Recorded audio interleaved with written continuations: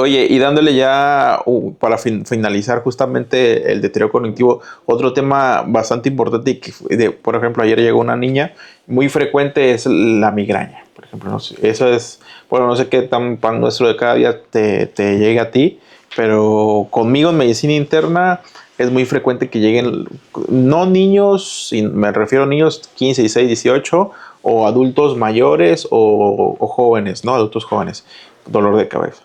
Bueno, yo en mi protocolo de estudio como internistas, pues siempre lo primero, casi siempre pienso en hipertensión. Pues no siempre son migrañas, ¿no? Por ejemplo.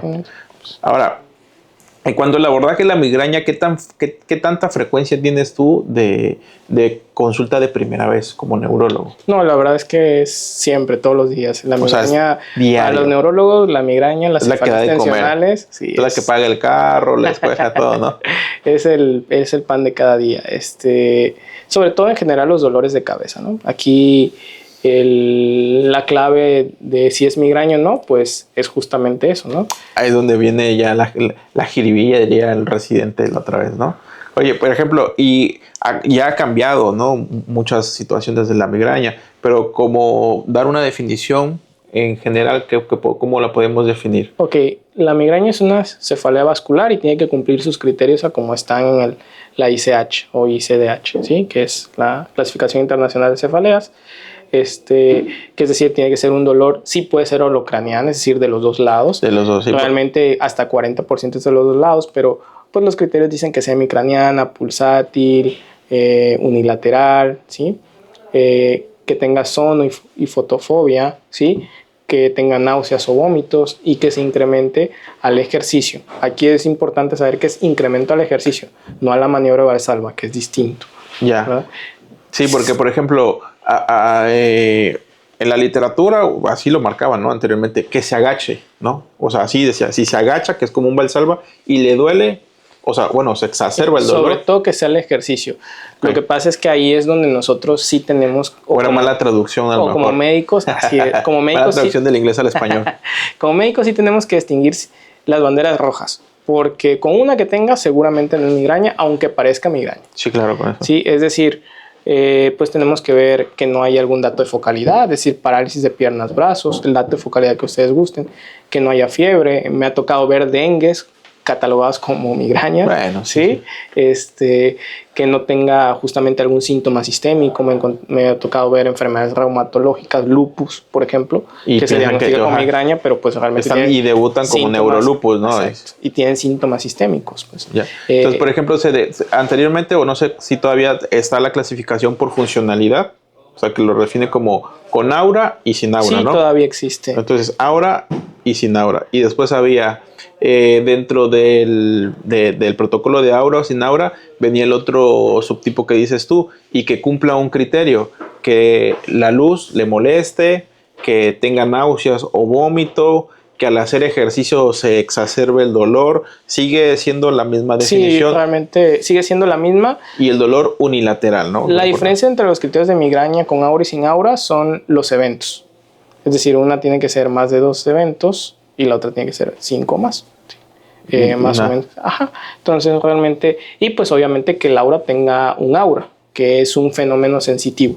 Hay bastantes tipos de aura, que es el aura sensitiva, el aura de tallo, el aura visual, que es la más frecuente. Sí, que existen diferentes tipos, ¿no? O sea, el más frecuente es la visual. La visual. O sea, que vean que las lucecitas, básicamente. Las lucecitas, algún fenómeno visual positivo, que es el que generalmente da las migrañas. A veces sí hay negativos, pero aguas cuando sean negativos.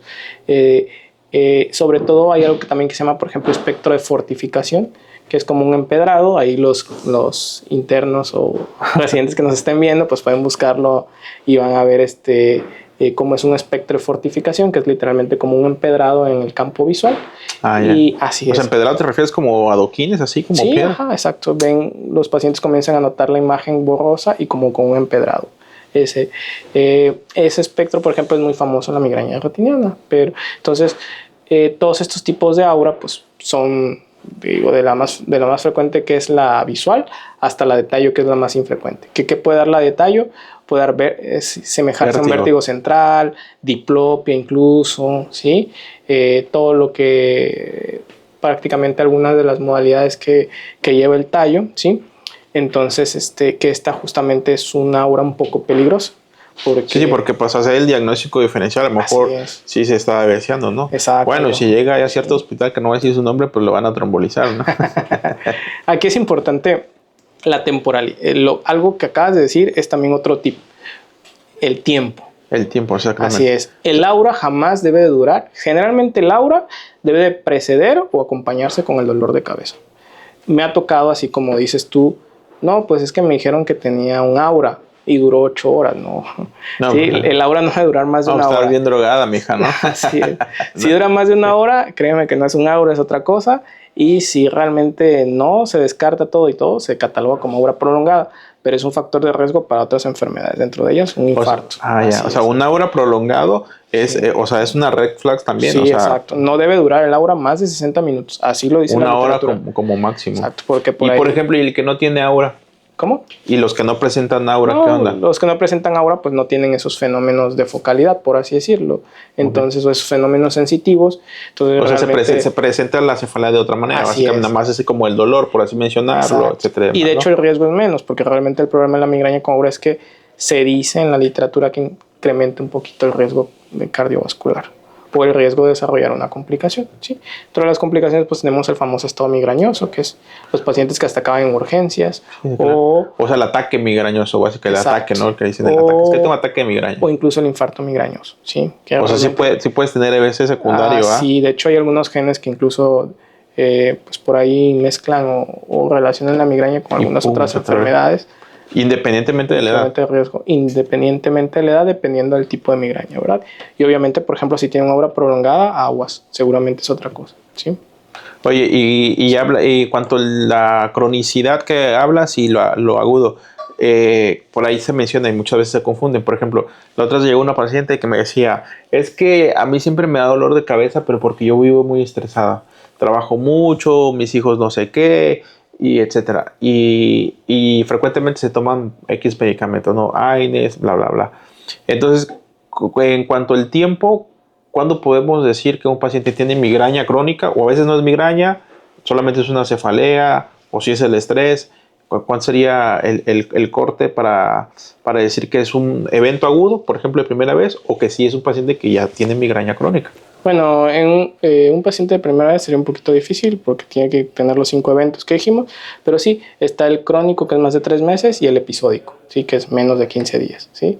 Realmente también hay crónica diaria, no me acuerdo ahorita, se me fue el nombre, no me acuerdo si es intermitente, pero es el episódico, ¿sí? El episódico es como que, ¡pum!, ¿no? Entonces está la crónica diaria. Como HDO, pago por evento, vámonos, nada más. Listo. O el episódico, que es realmente el tiempo, generalmente suele ser 15 días para clasificarla. La cronicidad a nosotros, o al menos a mí como neurólogo, y yo creo que a cualquier médico, yo creo que le da pues seguridad y confort. Porque es decir, una migraña crónica pues que no ha causado ninguna complicación, seguramente va a ser eso, va a ser una migraña crónica y no va a pasar. Y ahora sí, como dices, ya lo conoces, nada más, ¿no? Exacto, nada más necesita que pues descartes que no tenga un cambio en el patrón de dolor de cabeza, que eso es muy importante. En alguna ocasión me han tocado algunos pacientitos que pues tienen migraña y llevan su seguimiento aquí, y vienen cada 6 meses, cada 4 meses, ¿no? Sí, dependiendo. La revisión, pero y una vez uno me llegó y me dijo, doctor, no, pues es que he tenido fiebre, ya se me descontroló la migraña. No, sí, ya cambia, ¿no? Así es, exacto. Sobre todo que el dolor tiene que ser el mismo y de las mismas características. Siempre, ¿no? Para que cumpla el criterio. Siempre puede cambiar de lugar, claro que sí, pero tiene que ser de O sea, que a veces me puede dar derecho, a veces me puede dar el izquierdo, o lo craneal, como mencionas. Exacto. Y de hecho el hecho que cambie también es algo que nos da confort, porque quiere decir que no hay alguna alteración estructural. Sigue siendo igual. Una localización estrictamente en un lado, ahí sí es algo que a veces nos da como que una banderita roja, hay que tener el contexto, ¿verdad? Pero pues sí es importante que su dolor de cabeza no cambie, que sea el mismo. Puede ser más fuerte, claro que sí. Puede moverse de lado, claro que sí. También. Pero la cualidad del dolor tiene que ser igual. Porque si cambia esa cualidad del dolor, es decir, si yo de tener son banderas rojas también, exacto, ¿no? Un dolor pulsátil, me comienza a dar un dolor donde yo me acuesto y no soporto estar acostado y me duele un montón la cabeza, o yo comienzo a tener pérdida visual o algún otro síntoma, o el dolor de cabeza que no difuso, se me hubiese manifestado anteriormente. Entonces es una bandera roja y eso seguramente es otra cosa.